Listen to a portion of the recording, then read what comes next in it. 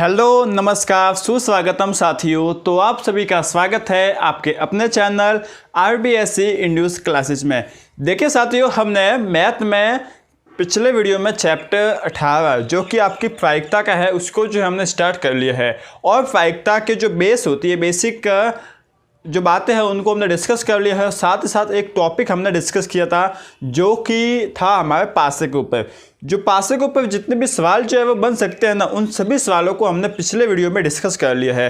पासे के ऊपर किस किस तरह से सवाल बन सकते हैं और कैसे कैसे आपको जो है पूछ सकते हैं। और आपके बुक में जितने भी पासे के सवाल हैं उन सभी को जो है मैंने आपको करवा लिया था। ठीक है दोस्तों, अब जो है पिछले वीडियो में हमने जो बात डिस्कस की थी पासे की, वो एक पासे की डिस्कस की थी। जैसे कि एक पासे को एक बार फेंका है या दो बार, सॉरी एक पासे को एक बार फेंका है तो जो है प्रश्न किस तरीके से बनेंगे उनके ऊपर हमने बात की थी। ठीक है दोस्तों, अब आज के इस वीडियो में हम क्या करेंगे कि जैसे कि दो पासे, हम पिछले वीडियो में एक पासा लिए थे, तो आज के इस वीडियो में हम क्या लेंगे कि जब दो पासों को यदि हम एक साथ फेंकेंगे तो हमें जो है वो किस किस तरीके से प्रश्न पूछ सकते हैं, किस किस तरीके के प्रश्न बनेंगे। देखिए दोस्तों, या तो दो पासों को एक साथ फेंकेंगे या फिर एक पासे को दो बार फेंकेंगे। दोनों की जो है बात एक ही है। जैसे कि मैं आपको कहूँ कि 2 में 3 को जोड़ा या फिर 3 में 2 को जोड़ा, दोनों की बात जिस तरीके से एक ही है उसी तरीके से दो पासों को एक बार फेंका या फिर एक पासे को दो बार फेंका, दोनों की बात जो है वो एक ही है।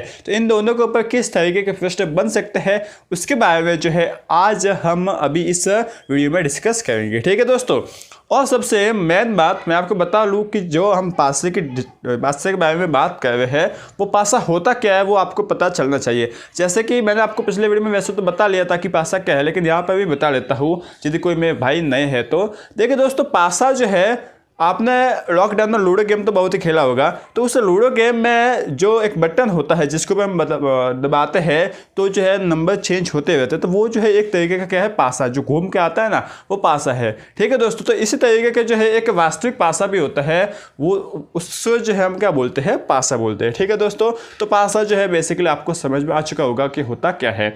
अब हम बात करें, देखिए दोस्तों क्या बात करें कि जब दो पासों को एक साथ फेंका जाता है या फिर एक पासे को दो बार फेंका जाता है तो किस तरीके के जो है प्रश्न हमें पूछ सकते हैं, वो मैं आपको एक एग्जांपल से बताता हूँ। जैसे कि आपके बुक में एग्जांपल दे रखा है, एग्जांपल नंबर उदाहरण नंबर 11। आपके जो है इस जो प्रश्न वाला इसके जस्ट ऊपर ही है उदाहरण नंबर 11। इसमें जो है आपको क्या बोला है कि दो पासों को जो है वो एक साथ फेंका गया है, तो इसकी क्या प्रायिकता है कि उन संख्याओं का योग जो है वो क्या हो, 7 हो। ठीक है दोस्तों, ये जो है आपको सवाल पूछा गया है जो कि आपको दिख रहा होगा कि दो पासों को एक साथ फेंका गया है, तो इसकी क्या प्रायिकता है कि संख्याओं का योग जो है वो कितना होना चाहिए, 7 हो। ठीक है, सवाल जो है आपको दिख गया होगा। तो अब जो है इसे हमें किस तरीके से हल करना है, देखिए मैं यहाँ पे लिख के बताता हूँ। एग्जाम्पल नंबर आपका 11 है। तो जो है आपको भाषा क्या लिखनी है कि दो पासों को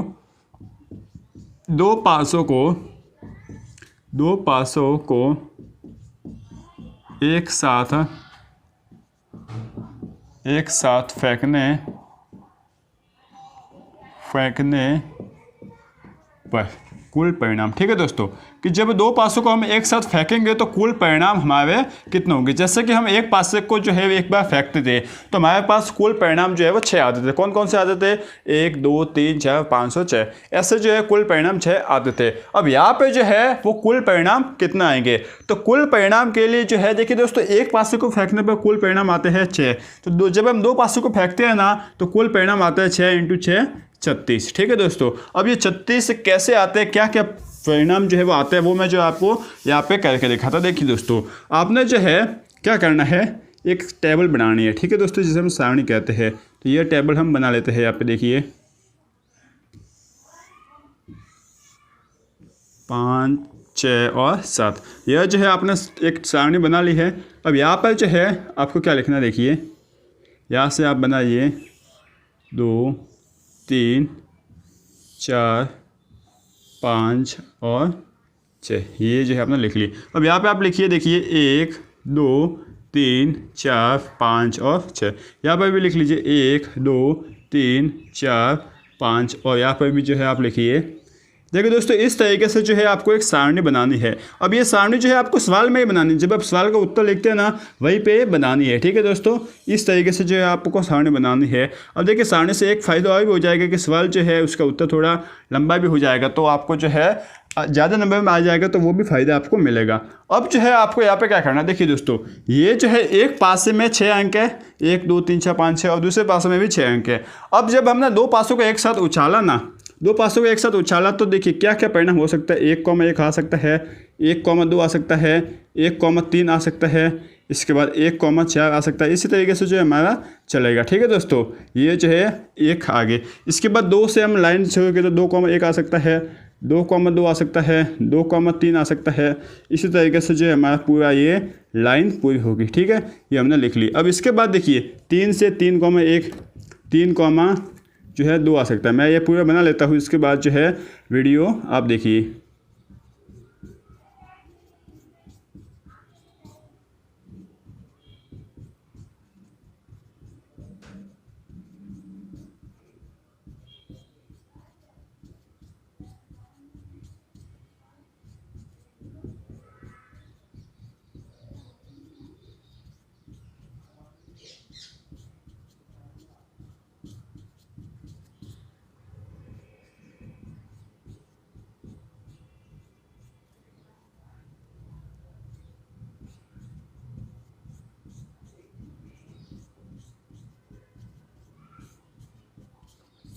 अब देखिए दोस्तों, हमने यहाँ पे यह सारणी पूरी बना ली है। ये पूरी सारणी जो है किस तरीके से बनाई है मैंने आपको यह बता लिया है। ठीक है दोस्तों, तो यह जो है आपकी सारणी बन गई है। अब इसमें कुल परिणाम कितना है ये एक बार आप देखिए। देखिए 1 2 3 4 5 6 7 8 9 10 11 12, 6 से की लाइन चल रही है, तो 6 दूनी 12, 6 तिया 18, 6 सौ 24, 6 पंजे 30 और 6 सके 36। मतलब कुल परिणाम जो है आपके पास 36 आगे है। ठीक है दोस्तों, तो यहाँ पे जो है आप लिख सकते हो 36 बना के ये आपने टेबल बना ली है। इतना जो है आपने काम कर लिया है। अब आपको क्या बोला है, फैक्टर किसके निकालने का बोला है। आपको यह बोला है कि दो पासों को जब आप एक बार फेंकते हो तो इसकी क्या प्रायिकता है कि पासे में जो संख्या आई है ना उनका योग जो है वो कितना होगा, 7 होगा। ठीक है दोस्तों, तो आपको क्या लिखना है अब यहाँ पे, अनुकूल परिणामों की संख्या। ठीक है दोस्तों, आप यहाँ पे लिखोगे अनुकूल परिणामों की संख्या। अब अनुकूल परिणाम होंगे कितने, यह जो है आप पहले देखिए। देखिए दोस्तों, अनुकूल परिणाम क्या कितने होंगे, संख्या का योग 7 होना चाहिए। तो कहाँ पे 7 होगा, देखिए 6 और 1 7 होगा। ठीक है दोस्तों, यहाँ पे होगा। अब यहाँ पे देखिए 2 और 5 7 होगा। अब यहाँ पे तो है 2 और 6 8 हो जाएगा, तो 1 और 6 7, 2 और 5 7, इसके बाद 3 और 4 7, इसके बाद 4 और 3 7, इसके बाद 5 और 2 7, और इसके बाद 6 और 1 7। मतलब टोटल 6 संख्या, 1 2 3 4 5 और 6, टोटल 6 जो है परिणाम हमें मिल रहे हैं। कौन से, अनुकूल। ठीक है दोस्तों, तो अनुकूल परिणाम को आप लिख लीजिए। 1 6, इसके बाद 2 5, इसके बाद 3 4, इसके बाद जो है आपका आएगा 4 3, इसके बाद आपका आ जाएगा 5 2, इसके बाद जो है आपका आ जाएगा 6 1। यह जो है आपके अनुकूल परिणाम आगे 6। अब जो है आपको अंत में लिखना है, अतः प्रायिकता जिस जो कि क्या होती है, PA इज इक्वल टू अनुकूल परिणाम। मैं शॉर्ट में लिखता हूँ, अनुकूल परिणाम बटे कुल परिणाम। ठीक है दोस्तों, ये जो है आपने लिख लिया कुल परिणाम। अब देखिए दोस्तों, अनुकूल परिणाम बटे कुल परिणाम। अनुकूल परिणाम कितना आ गया, 6, और कुल परिणाम हमारे कितने हैं, 36। तो 6 को 36 से काट लिया तो हमारे पास आगे कितने, 6। तो 1/6 जो है हमारे पास PA आ गया। तो PA का मान क्या आ गया, PA आ गया है 1/6। कितना आ गया है, 1/6। तो अब आप क्या लिखोगे, अतः दो पासों को एक साथ फेंकने पर पासों में संख्याओं का योग 7 आने की प्रायिकता जो है वो 1/6 है। इस तरीके से इन सवालों को करना है। ठीक है दोस्तों, उम्मीद है कि यह आपको सवाल बहुत ही अच्छे से समझ में आ चुका होगा। यदि समझ में आ गया है तो एक बार इसे उतार लीजिए, और यदि आपको कोई डाउट है तो बेझिझक आप कमेंट बॉक्स में लिखकर हमें जरूर बता सकते हो। ठीक है दोस्तों, उसका आंसर हम जरूर देने की कोशिश करेंगे। तो एक बार इस सवाल को उतार लीजिए। इसके बाद इसी तरीके के प्रश्न जो है आपके बुक का आपके जो चैप्टर 18.1 है उसमें भी है, तो उसको भी जो है हम हल कर लेते हैं। ठीक है दोस्तों, तो एक बार इसे उतारिए। अब देखिए दोस्तों, आपकी बुक, आपकी जो प्रश्नमाला 18.1 उसमें 8वां सवाल है, वो जो कि क्या बोला है, देखिए 8वां सवाल में आपको क्या बोला है कि एक पासे को 2 बार उछाला जाता है। इसमें यह बोला है कि एक पासे को 2 बार उछाला जाता है, तो इसकी क्या प्रायिकता है कि लिख के जो है आपको 2 ऑप्शन दे रखा है, एक में दे रखा 9 और दूसरे में दे रखा 13। मतलब इसकी क्या प्रायिकता है कि पहला प्रश्न की संख्या का योग जो है वो 9 हो और दूसरा प्रश्न है कि संख्या का योग जो है वो 13 हो। ठीक है दोस्तों, ये जो है आपको सवाल दे रखा था, इस सवाल को जो है हम हल करते हैं। देखिए क्वेश्चन नंबर आपका 8वां है। आपको जो है क्या यहाँ पे क्या लिखना है, ये साइड में तो सेम बनेगी, यहाँ पे सिर्फ ये लिखना है कि एक पासे को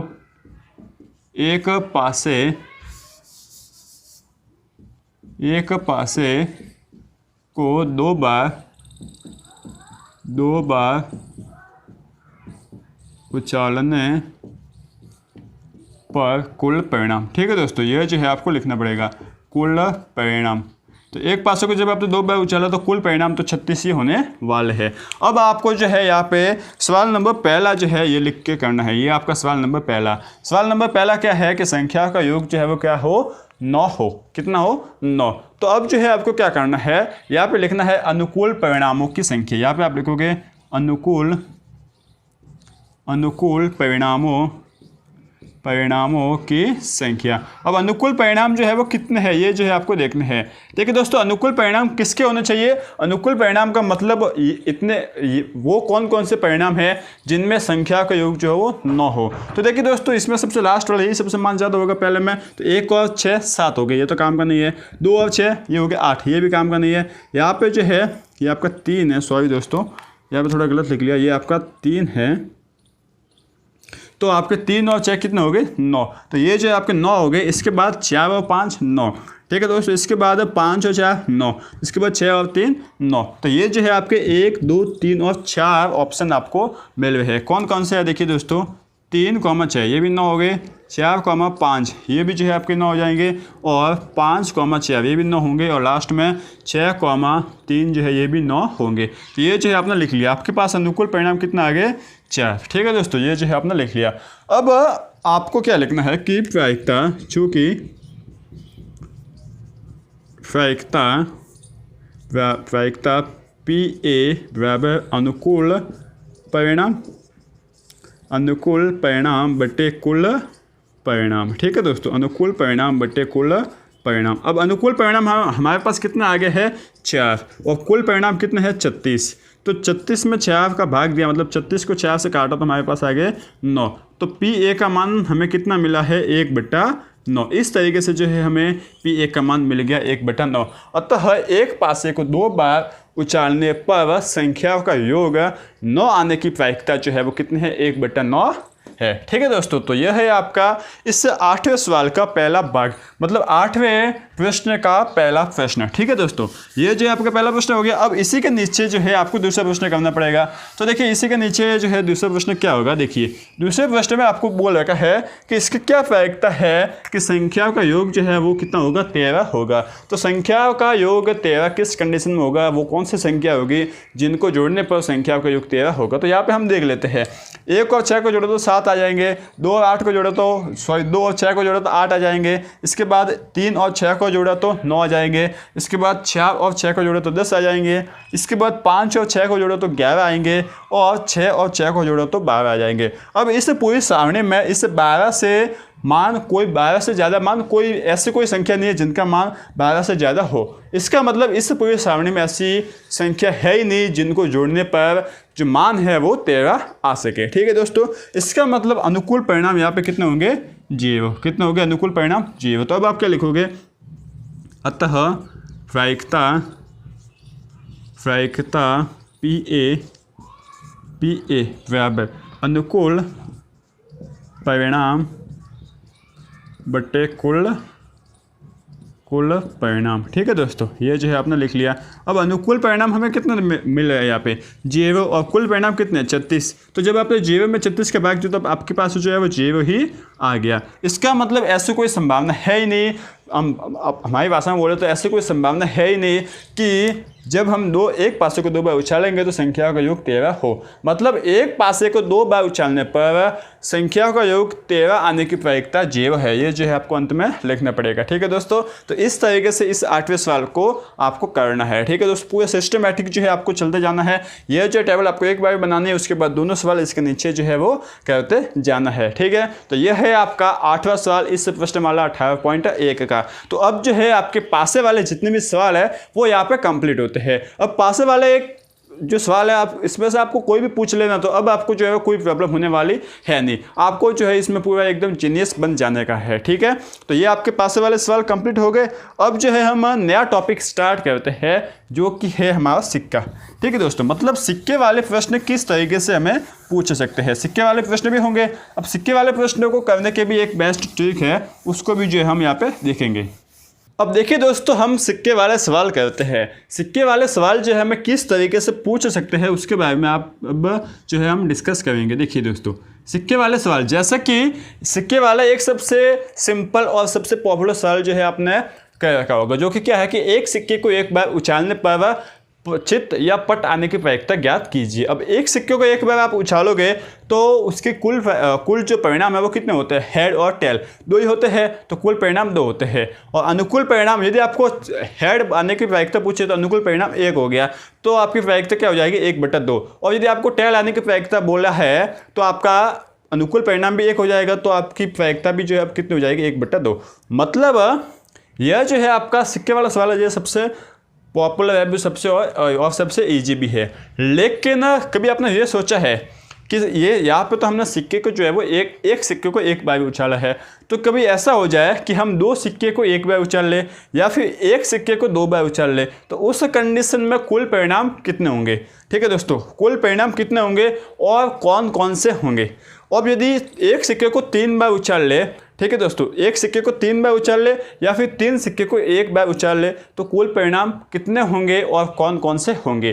ठीक है दोस्तों, ये भी जो आपको पता होना चाहिए। और यदि एक सिक्के को हम 4 बार उछाल ले और 4 सिक्के को जो है हम एक बार उछालेंगे, तो कुल परिणाम कितने होंगे और कौन कौन से होंगे, यह जो है हमें पता होना बहुत ही आवश्यक, बहुत ही इंपॉर्टेंट है। और जब हम एक्चुअल में मतलब जब बात करते हैं तो इसकी जो है आपको ट्रिक क्या है बताइए। जैसे कि आप सोचिए, आपको ये बोला जाता है कि जब हम एक सिक्के को 3 बार उछालेंगे तो आपकी जो है वो परिणाम जो है वो कितने आएंगे, ये तो आपको पता लेते हैं, लेकिन कौन कौन से होंगे इसके लिए आपको सोचने का बोला जाता है कि आप सोचिए और सोच के पता कीजिए कि कितने होंगे। लेकिन मैं आपको यहाँ पे सबसे बेस्ट वे बताऊंगा, सबसे सिंपल तरीका बताऊंगा, जिससे जो है आप आसानी से जो है पता कर सकते हो कि कौन कौन से परिणाम होंगे और कितने होंगे। जैसे कि एक सिक्के को 2 बार उछाला जाता है। ठीक है, तो देखिए हम इसके लिए क्या बनाते हैं, ट्री चार्ट। क्या बनाते हैं, ट्री चार्ट। अब ये ट्री चार्ट क्या होता है, देखिए मैं आपको बताता हूँ। जैसे कि आपने एक सिक्के को जो है वो एक बार उछाला, ठीक है, सिक्के को एक बार उछाला, तो क्या परिणाम आगे, हेड और टेल। क्या आगे, हेड और टेल, ये जो है आपको पता है। अब जब आपने एक सिक्के को एक बार तो उछाला, अब जब एक सिक्के को आपने 2 बार उछाला तो परिणाम क्या होंगे, देखिए हेड और टेल तो आ गया ना। तो अब यहाँ से क्या हो सकता है कि हेड से क्या आ जाए, हेड में हेड आपको जोड़ लो और इस हेड में आप एक बार टेल भी जोड़ लो, इस हेड में एक बार हेड जोड़ लियो और एक हेड में एक बार टेल जोड़िए। अब देखिए दोस्तों, यहाँ से इस टेल में एक बार हेड जोड़ लो, ये आपने जोड़ लिया, और इस टेल में एक बार वापस से टेल जोड़ लो, एक बार हेड जोड़ो एक बार टेल जोड़ो। तो जब आप एक सिक्के को 2 बार उछालते हो ना, तो कुल परिणाम आते हैं 4, 1 2 3 और 4। और कौन कौन से आते हैं ये जो है आपको दिख रहे हैं। अब यदि आप एक सिक्के को 3 बार उछालोगे तो कुल परिणाम क्या क्या आएंगे, कितना आएंगे और क्या क्या आएंगे। देखिए यहाँ पे हेड है ना, तो यहाँ पे जो है एक बार हेड लगा लीजिए और इसमें वापस एक बार टेल लगा लीजिए, एक बार हेड लगाइए एक बार टेल लगाइए, यहाँ पर भी एक बार हेड लगाइए, हेड टेल हेड। ठीक है दोस्तों, एक बार टेल लगाइए, हेड टेल और टेल। ठीक है, अब यहाँ पे एक बार वापस आप हेड लगाइए, ये आपने हेड लगा लिया, इसके बाद आप लगाइए टेल, तो टेल हेड और हेड। ठीक है, इसके बाद यहाँ से देखिए, यहाँ एक बार आप लगाइए हेड, यहाँ पे लगा लिया, और एक बार लगा लिया टेल, टी और टी, ये आपने कर लिया। तो जब आपने एक सिक्के को 3 बार उछाला तो आपके कुल परिणाम कितने आ गए, 1 2 3 4 5 6 7 और 8। एक सिक्के को 3 बार उछालने पर कुल परिणाम 8 आ गए और कौन कौन से आए ये भी जो है आपको साफ दिख रहा है। ठीक है दोस्तों, अब यदि आपको बोल लिया कि एक सिक्के को 4 बार उछाला जाता है तो कुल परिणाम कितना आएंगे। देखिए दोस्तों, यहाँ पे हेड है ना, तो यहाँ पे एक बार वापस हेड जोड़ लीजिए, ये आपने जोड़ लिया हेड। ठीक है दोस्तों, यहाँ पे एक बार टेल जोड़ लीजिए, हेड हेड हेड और टेल। ठीक है, अब यहाँ से जो है एक बार वापस आप जोड़ लीजिए हेड हेड हेड टेल, और यहाँ से जो है वो हेड हेड टेल और हेड। ठीक है, अब यहाँ से जो है एक बार आप जोड़ लीजिए हेड टेल हेड, और यहाँ से जो है आप जोड़ लीजिए हेड टेल हेड टेल। ठीक है, अब यहाँ से वापस आ जाइए, यहाँ पे जो है आप जोड़ोगे एक बार वापस head head tail tail head, और यहाँ से आपने वापस से टेल जोड़ लिया तो हेड टेल टेल और टेल। ठीक है, अब यहाँ से जो है यहाँ पे आप वापस हेड जोड़ लीजिए तो head sorry tail head head और हेड, और वापस आपने टेल जोड़ लिया तो टेल हेड हेड और टेल। ठीक है, अब यहाँ से जो है ये भी आपका सब बचा है, तो यहाँ से क्या हो जाएगा, देखिए आपने हेड जोड़ा तो टेल हेड हेड और हेड हो गया, और वापस आपने इसमें जोड़ लिया टेल तो टेल हेड हेड और टेल। ठीक है, अब लास्ट के 2 बचे हैं, यहाँ पे जब आपने जोड़ लिया हेड तो क्या आ जाएगा टेल टेल हेड और हेड, और वापस आपने जब जोड़ लिया टेल तो क्या आ जाएगा टेल टेल हेड टेल। ठीक है, अब ये लास्ट आपका बचा है, देखिए यहाँ पे जब आपने एक बार हेड जोड़ा तो क्या आ गया टेल टेल टेल हेड, और एक बार आपने जोड़ लिया टेल तो क्या आ जाएगा टेल टेल टेल और टेल। यह जो है आपके आंसर जो है एक सिक्के को 4 बार उछालने पर आपके कुल परिणाम 16 होंगे। देखिए गिन भी लीजिए, 1 2 3 4 5 6 7 8 9 10 11 12 13 14 15 और 16 होंगे कुल परिणाम। कुल परिणाम कैसे निकाले जाते हैं, देखिए दोस्तों, जब आपको अगर सिर्फ कुल परिणाम का पूछ लेना तो देखिए एक सिक्के को एक बार उछाला तो 2 आते परिणाम, 2 बार उछालेंगे तो 2 इंटू 2, 3 बार उछालेंगे तो 2 इंटू 2 इंटू 2, 4 बार उछालेंगे तो 2 इंटू 2 इंटू 2 इंटू 2, 5 बार उछालेंगे तो 2 इंटू 2 इंटू 2 इंटू 2 इंटू 2। इस तरीके से जो है आपका चलता जाएगा। देखिए 2 को 3 बार गुणा किया तो 8 आ गए, 2 को 2 बार किया तो 6 आ गए, 2 को 4 बार किया तो 16 आ गए, और 2 को 5 बार करोगे तो 32 आ जाएंगे। तो इस तरीके से जो है आप इस ट्री चार्ट से कितना भी बड़ा सवाल हो ना आप आराम से आसानी से स्मूथली कर सकते हो। ठीक है दोस्तों, तो यह ट्री चार्ट आपके बहुत काम का है। आपको 10th क्लास में यह ट्री चार्ट जो है आपको कोई नहीं बताता है, मैं जो है आपको बता रहा हूँ। इससे जो है आपको पढ़ने में, आपको सवाल करने में बहुत ही आसानी होगी। आपकी जो है सबसे मेन बात टाइमिंग बचेगी। आप सोचने जाओगे, पहली बात तो सोचने जाओगे तो आपको मिलेगा या नहीं मिलेगा, आपके दिमाग में आएगा नहीं आएगा। दूसरी बात इसमें टाइम भी जाता है। ठीक है दोस्तों, तो यह जो आपका सबसे बेस्ट और सिंपलेस्ट वे है, इससे आप सवाल करने हैं किस तरीके से आप कर सकते हैं ये मैं जो है आपको बताता हूँ। अब देखिए दोस्तों, आपको सवाल नंबर इस 18.1 प्रश्नमाला में सवाल नंबर आप 2 देखिए। इसमें बोला है कि एक सिक्के को 2 बार उछाला जाता है तो दोनों बार छित आने की प्रायिकता जो है आप ज्ञात कीजिए। इसमें बोला है कि एक सिक्का है ना, उसको 2 बार हमने उछाला है और दोनों बार चित आने की प्रायिकता क्या होगी यह आपको ज्ञात करनी है। ठीक है दोस्तों, तो सवाल नंबर दूसरा हम लिखते हैं, क्वेश्चन नंबर 2। यहाँ पे हम लिखते हैं कि एक सिक्के को ये आपको लिखना पड़ेगा, एक सिक्के को 2 बार उछालने पर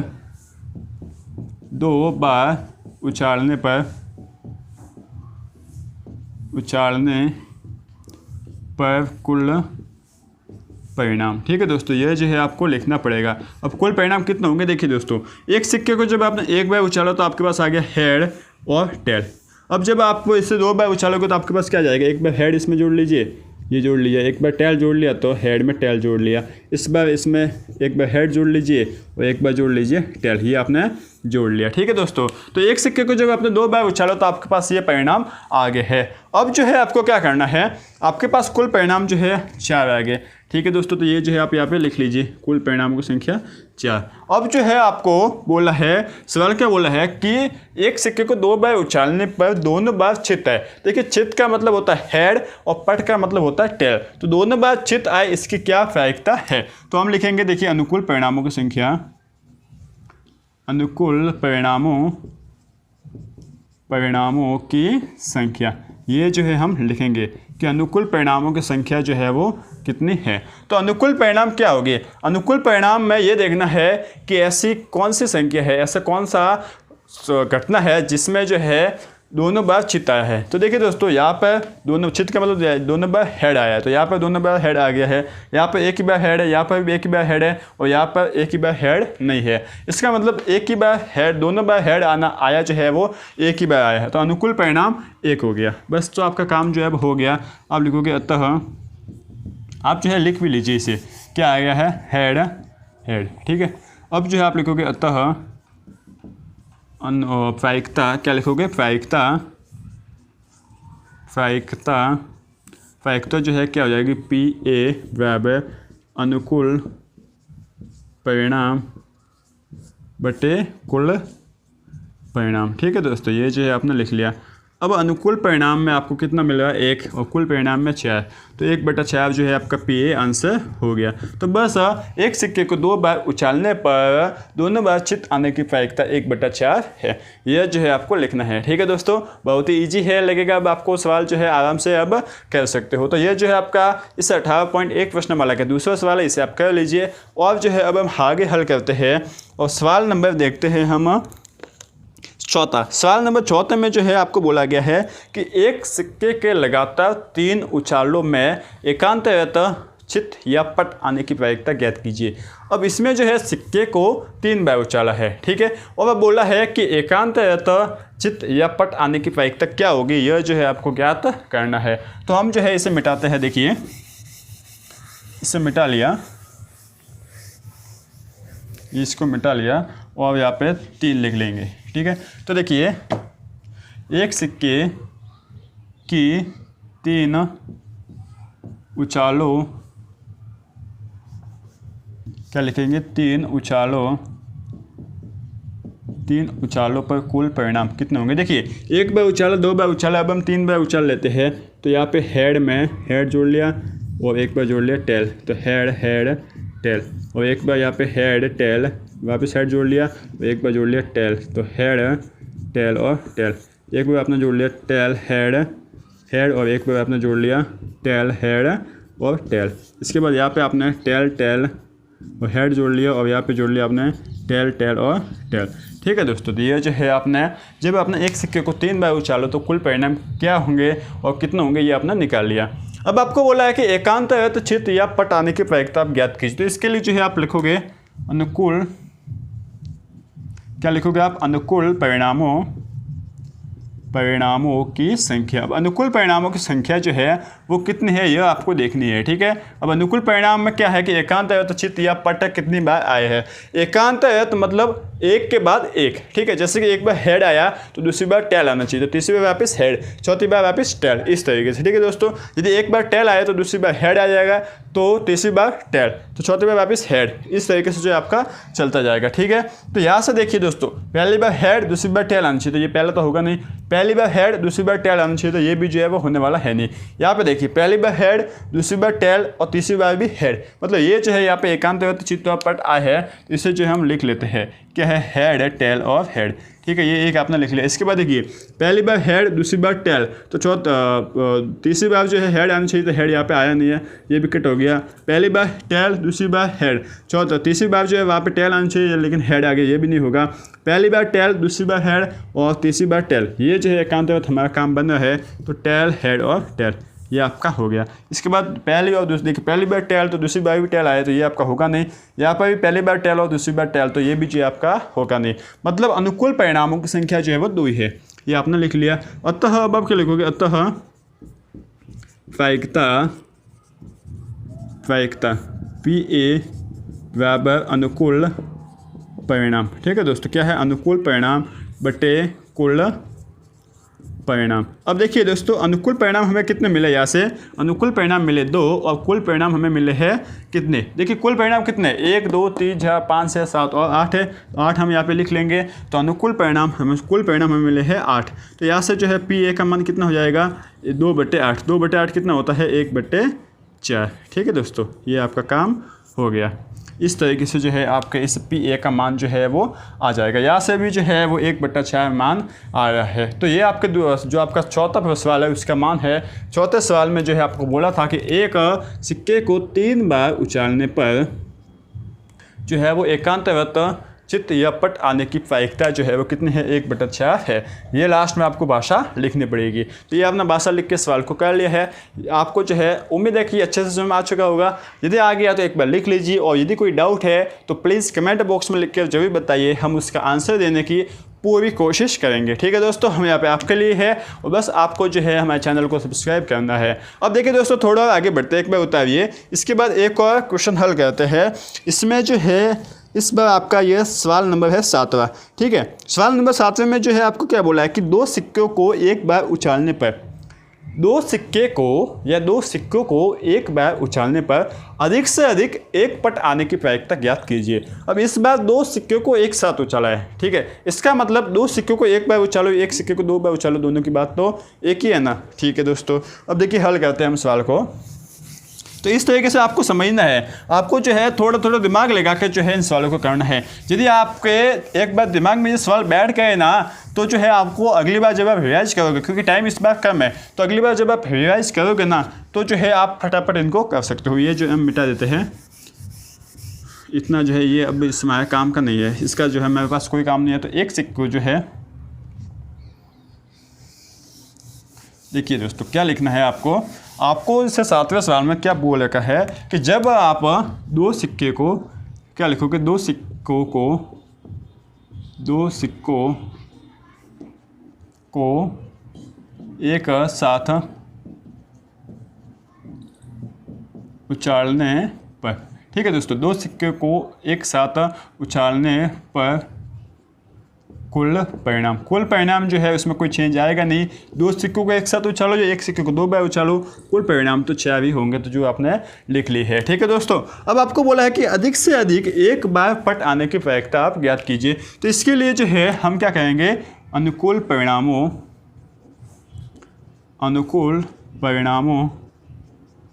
की संख्या। क्या लिखोगे, अनुकूल परिणामों की संख्या। अब अनुकूल परिणाम कितने हैं, देखिए अधिक से अधिक एक पट आना, इस बात को आप समझिए। अधिक से अधिक एक पट आना मतलब इससे ज़्यादा तो हो नहीं सकता, मतलब पट की जो संख्या है ना वो 1 से ज़्यादा होने नहीं चाहिए।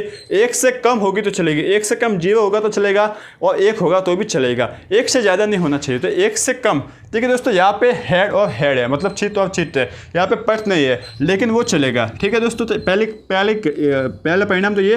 दूसरा परिणाम यहाँ पे हेड और टेल है, मतलब एक पट तो है, ठीक है, 1 से ज़्यादा नहीं, तो ये भी चलेगा।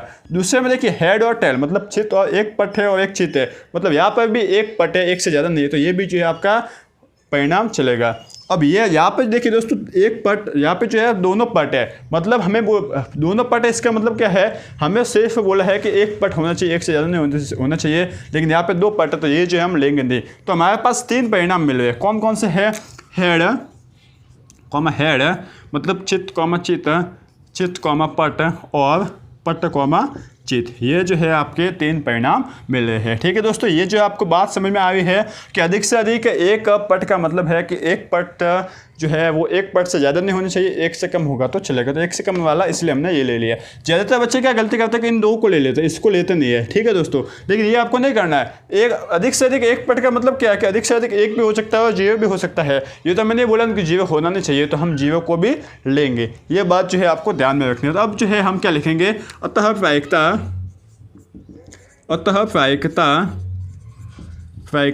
PA बराबर अनुकूल परिणाम बटे कुल परिणाम। ठीक है दोस्तों, अनुकूल परिणाम बटे कुल परिणाम। अब अनुकूल परिणाम हमें कितने मिले हैं, यहाँ से 3, और कुल परिणाम हमें 4 मिले हैं। तो PA जो है हमारे पास प्रायिकता कितने आ गई, 3/4, मतलब 2 सिक्के को एक साथ उछालने पर अधिक से अधिक एक पट आने की प्रायिकता जो है वो 3/4 है। इस तरीके से हम इस 7वें सवाल को करना है। अब जो है आपके इस 18वीं प्रश्नमाला में सिक्के वाले जितने भी सवाल है ना, एक सिक्के को चाहे 1 बार उछालो, 2 बार उछालो, 3 बार उछालो। ठीक है दोस्तों, 3 बार ही आता, 3 से ज़्यादा नहीं आता। ये तो आप समझ गए हो, तो आगे जाके आपका काम आ जाएगा कि यदि आपको 5 से 6 बार भी बोल रहे हो तो आप जो है वो कन्फ्यूज होने को हो नहीं। ठीक है, तो ये जो है आपके ये सिक्के वाले जितने भी सवाल है ना, जिस तरीके के भी सवाल है, ये आपके कंप्लीट हो गए। अब आपको होमवर्क में क्या देता हूँ, होमवर्क सिंपल सा है, आपको एग्जाम्पल में जितने भी सिक्के वाले सवाल दे रखे हैं ना, उसको आपको हल करना है। ठीक है दोस्तों, तो ये जो है आपका होमवर्क रह गया, और यह आपकी पूरी 18वीं प्रश्न प्रश्नमाला के सिक्के वाले सवाल है। ठीक है दोस्तों, तो उम्मीद है कि आपको ये पूरा लेक्चर बहुत ही अच्छे से, बिल्कुल अच्छे ढंग से जो है वो समझ में आ चुका होगा। यदि समझ में आ गया है तो प्लीज़ वीडियो को लाइक कर लीजिए, आपके दोस्तों को इस चैनल के बारे में बताइए, इस चैनल को शेयर कीजिए, और हम आपको कैसा पढ़ाते हैं, किस तरीके से पढ़ाते हैं, आपका हमारे चैनल के प्रति क्या सोच है, वो सोच क्या है वो भी जो है हमारे कमेंट बॉक्स में लिखकर जरूर बताइए। यदि कोई कमी है तो उसका भी बताइए, यदि कुछ खासियत है तो वो भी बताइए, हम जो है अपने आप में इम्प्रूवमेंट करेंगे। ठीक है दोस्तों, और साथ ही साथ आप पढ़ते रहिए, आगे बढ़ते रहिए और बने रहिए RBSC इंड्यूस क्लासेस के साथ। ठीक है दोस्तों, थैंक यू।